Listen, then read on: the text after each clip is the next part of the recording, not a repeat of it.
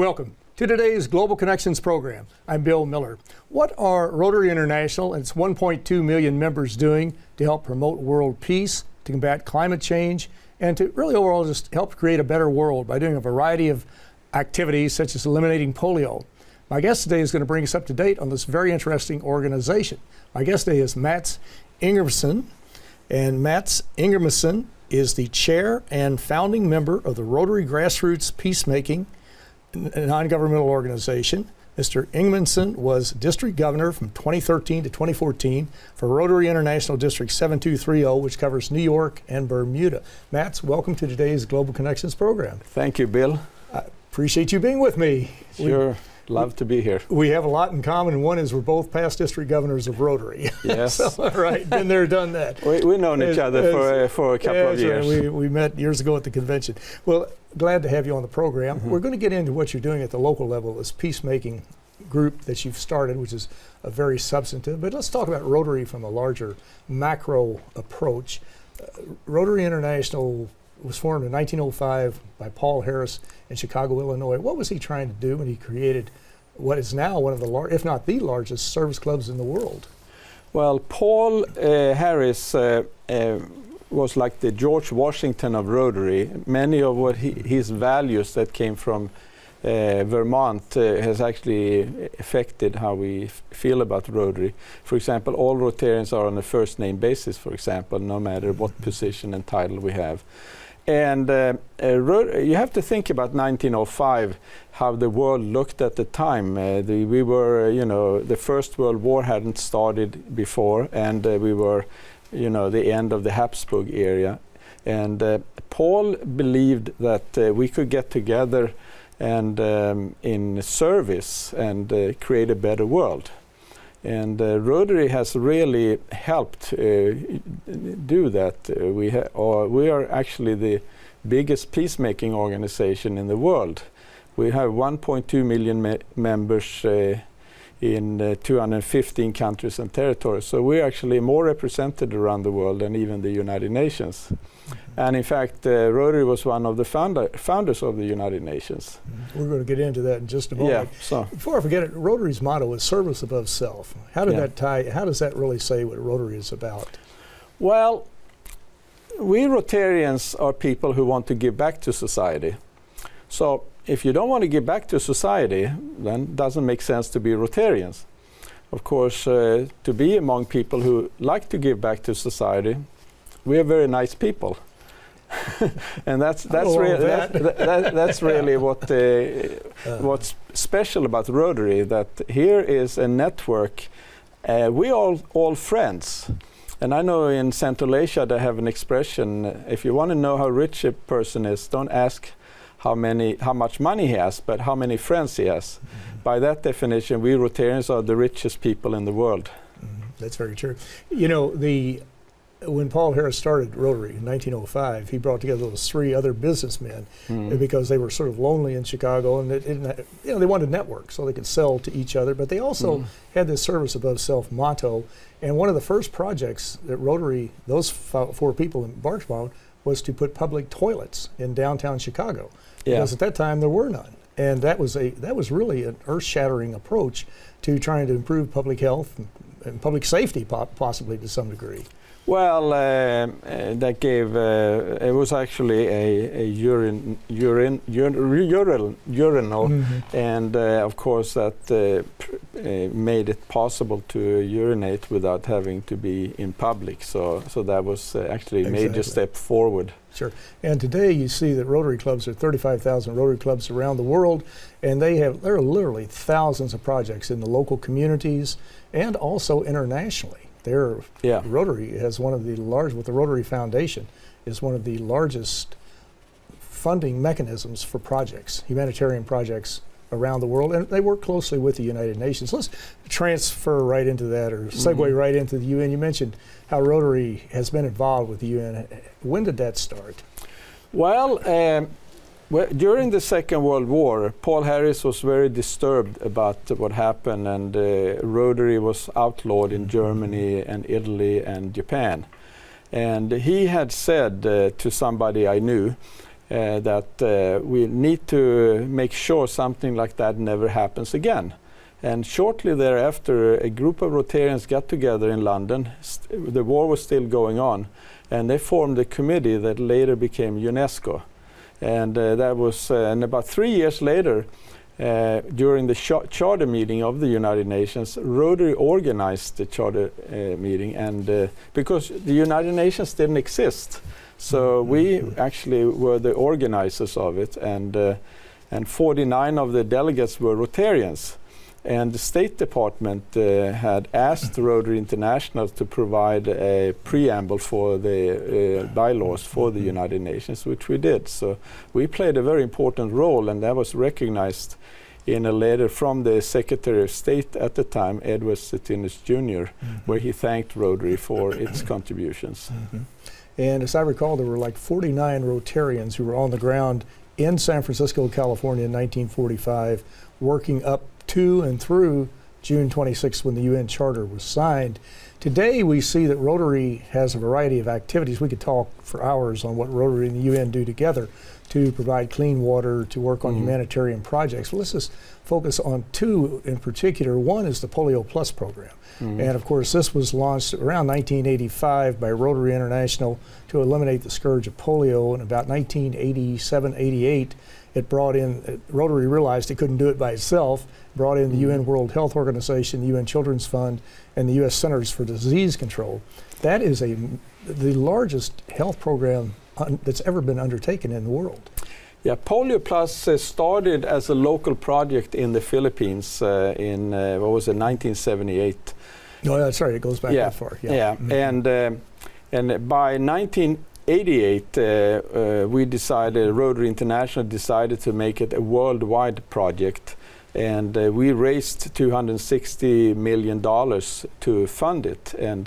But one of the strongest features of Rotary is that we have been able to inspire other organizations.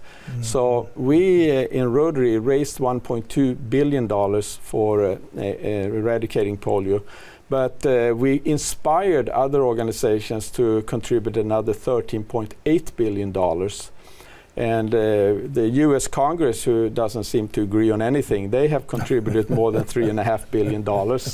And thanks to the lobbying of Jim Lacey, by the way, and past president of Rotary International.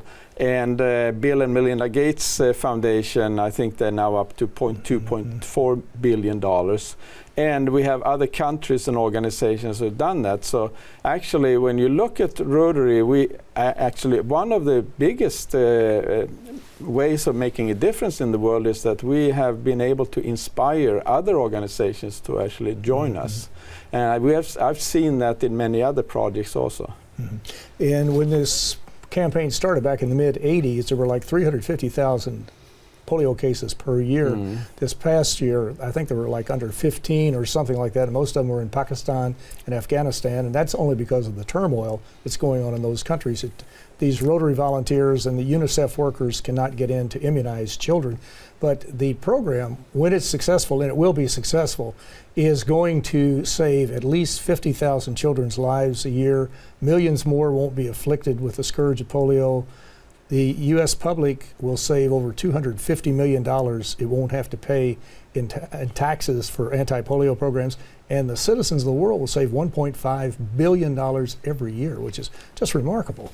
Yeah, I would estimate that maybe millions of people today are living polio-free because of what we started.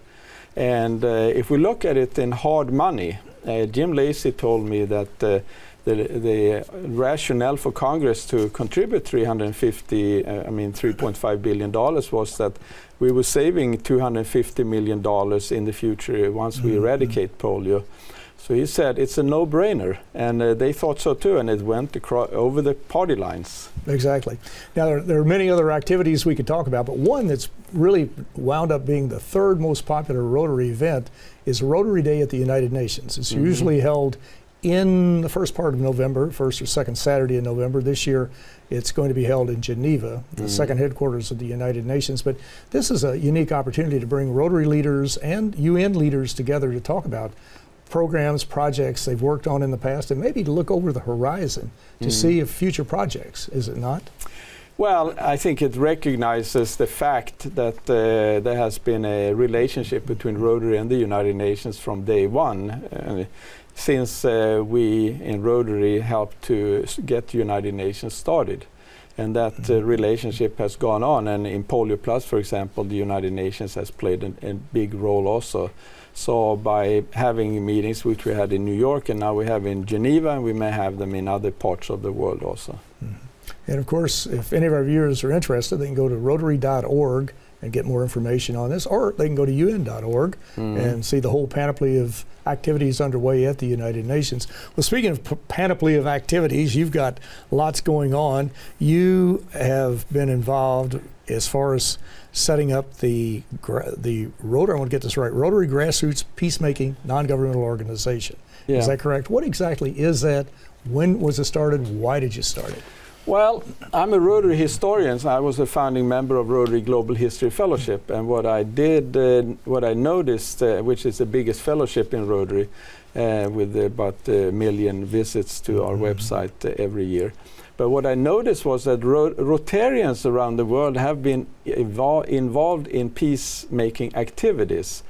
And it makes sense because if two countries are in conflict with each other, Rotarians in those two countries are friends. So, for example, Chile and Argentina, they were fighting over some rocks at the very southern tip of South America. And past Rotary International President Luis Giai led an effort where they had youth exchange between Chile and Argentina, and that eventually ended up them making peace. And he was also involved with with an activity in Cyprus, where the Turkish Cyprus Rotarians and the Greek Cyprus Rotarians got together and had joint meetings, and that's resulted in peace on Cyprus.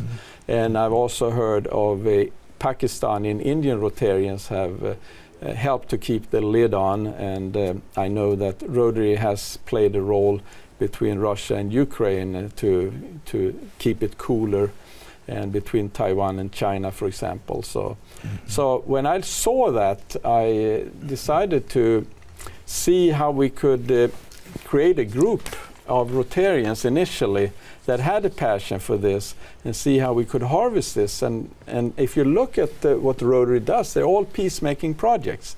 The formation of the United Nations is a big peacemaking project.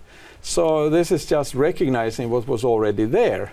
And that's now I have a Facebook group with over 4,000 members, and we have discussions about peacemaking, and all kinds of ideas comes out of that. And so that's what grassroots peacemaking really is. Well, you're watching Global Connections Television, which is a privately funded, independently produced program.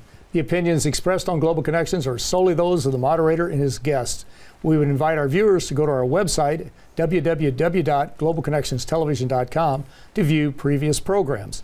Also, if you're involved with a PBS or community access television station, or perhaps a university or any type of educational institution that has an intra-campus television hookup, or you just have a website and you like our programs and would like to share them, we would invite you to do so. Global Connections Television is provided free of charge as a public service to help people better understand how international issues impact our lives. Today we're talking about one of the largest, if not the largest, service organization in the world, and that's Rotary International, and what it's doing internationally as far as working with the United Nations on various projects, but also what it's doing locally. And my guest today is an expert in Rotary International at both levels. My guest today is Mr. Mats Ingemanson, and Mr. Ingemanson is the chair and founding member of the Rotary Grassroots Peacemaking non-governmental organization. Mats, you were talking about the Rotary to Rotary, or people to people, really is what we're talking about. And people to people can break down barriers that governments so often can't do. They don't have the same inhibitions. They don't have some of the same restraints, shall we say. And you were talking about the dialogue between Russians and Ukrainians, talking about the Greek and Turkish Cypriots, talking about, discussions between Chileans and Argentinians. That really can make a tremendous difference. And it doesn't have to be a huge organization or a large number of people, does it? No, the overriding philosophy is that everybody wins with peace and everybody loses with war. And you can look at, for example, Laos, Cambodia, Vietnam. Millions of people died 40 years ago. Today they have prosperity, they build hotels, shopping malls, and they live in peace. So there are many examples of that. For example, look at Germany and Japan after the Second World War. They are more prosperous today in peace, and they have access to bigger markets than they had before the First World War, when they were trying to get bigger markets through war. So the reality is that peace is more profitable than war. And actually the industries in Japan and Germany that made a lot of money during the war make much more money today making products for peace. So once people realize that, and I'm saying that's not easy for everybody to realize, but once they realize that, it becomes in their own self-interest to pursue peace. So you don't have to be like Mother Teresa to realize that. You just have to act in your own self-interest. That's right. And as we've seen, Syria is a textbook example of a horrific situation, but very few people are prospering in Syria. It's hard to start a business. It's hard to get an education. It's hard to go to a health clinic. It's hard to travel on a road that's been bombed out. Some of these places, when they're undergoing these civil wars, are just absolutely devastated. Well, if we take Syria as an example, all the intellectual resources, all the people with education have already left, and all the buildings have been destroyed. So the president of Syria is now the king of a pile of rubble. So there's no value of being the president over Syria. So that's my observation, and that's a fact. And as they say, if you have a nuclear exchange, it only makes the rubble bounce higher. That's about it. Right. So in war, everybody loses, and everybody wins with peace. It doesn't take a genius to understand that. No, that's very true. Now, as this grassroots non-governmental organization you have focusing on peacemaking, there are many peacemaking efforts around the world. Are other Rotary clubs or other Rotary districts looking at this as a sort of a model, something that they might want to emulate or to pick up on this? Because this is not just really indicative of just one place in the Rotary world or one place in the geographic world, but there are probably other places that are doing something similar to it. Or do you know of anybody who's trying to emulate it? Well, in fact, we support all the efforts of peacemaking. There is no single solution to peace. In fact, there are many different solutions. And one of the beautiful things about Rotary and having it done locally is that every situation in a conflict is specific for that local region, and the people who understand those things better are those who live there in those areas. So we support whatever they can do. It's the intention and the philosophy. So I believe in this four-step method. You agree on the philosophy, which could be everybody wins with peace and everybody loses with war. Then you have to develop a vision, and then after that you can develop a mission, and then you can take action. So that's sort of, but within that they can do, whatever works. Exactly, right, whatever works in their area. Now, do you have a website people can go to, or there some way they can get in touch with you, or Google it, or how would they do that? We have a Facebook page. Facebook, okay. And the Facebook page is Grassroots Peacemaking. And my Facebook page is Mats, M-A-T-T-S, Ingemanson, I-N-G-E-M-A-N-S-O-N. So, and the Grassroots Peacemaking is a sub-department under my Facebook page. But we have 4,000, I think it was 4,080 since we started the Grassroots Peacemaking maybe a year and a half or 2 years ago. So we sign up new people all the time. Mm-hmm. And of course, you're doing much more even beyond this group in the areas of networking, as far as promoting world peace, being involved in humanitarian projects, and different things like that. One advantage you have is you're in the New York area. You live in New Jersey, but you're in the New York area, and you've had some really interesting speakers who have come to address your groups. We couldn't get through all of them today, but are there one or two in the last couple of minutes we have that you can think of right off the top of your head that had a very powerful message? A friend of mine, the nuncio of the Holy See, Bernardito Ossa is the diplomat of the Pope at the UN. He has been a speaker twice. We've had the ambassador of Palestine being a speaker twice. We had the ambassador of Cuba being a speaker, and the ambassador of Ukraine. And we had many interesting people.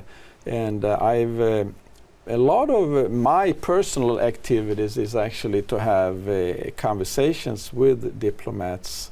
But of course, peacemaking sometimes works best out of the limelight. Yeah, so true. Because I wrote a paragraph about diplomacy by Twitter. I don't believe in that, because you sometimes if you can have a situation where people representing two enemies actually personally be friends, you can develop a very good relationship. And if you have diplomacy by Twitter, you don't have that kind of discretion. And one example of that was Henry Kissinger and Zhou Enlai, for example, in the days in the early 70s, when they had a good relationship between them, but of course their countries were very great enemies, but that opened the door for the opening to China.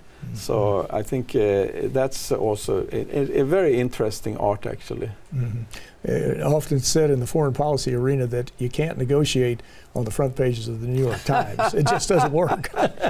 There are some things you can put out, but many other things you really can't until you cross the T's and dot the I's and make sure that the agreement is ironclad, or at least is ready for public consumption. I think experienced diplomats and skillful diplomats understand that even if their countries are not friends and they're even enemies, they can still maintain a personal friendship, because if the situation changes between their countries, then it would be much easier for them to interact on behalf of their countries if they have a personal relationship. So one thing that's I found to be very workable is if the diplomats of the countries that are even enemies maintain their personal relationship, even though they represent their countries and officially will, of course, do whatever the country requires them to do.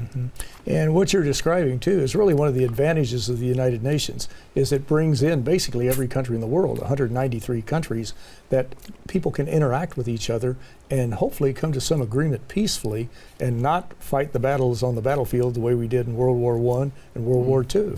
A great benefit of the United Nations is that here in this building, which is international territories, you can have every country, representatives from all countries meet informally. You can have diplomats from America and diplomats from Iran have a cup of coffee in the cafeteria and informally try to smooth things out, or even America and North Korea, who normally would officially not meet. So that's, and I think we saved a lot of wars and a lot of lives because of that.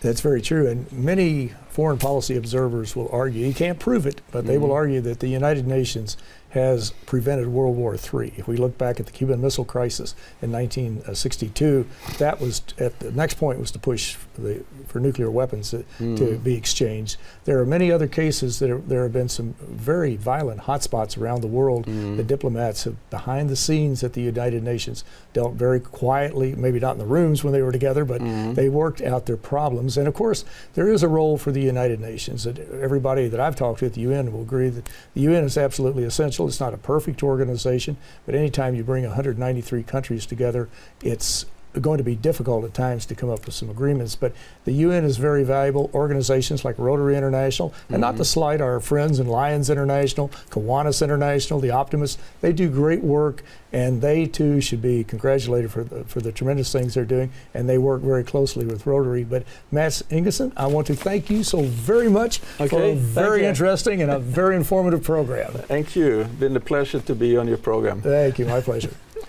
I'm Bill Miller. Thank you for joining us today on Global Connections Television.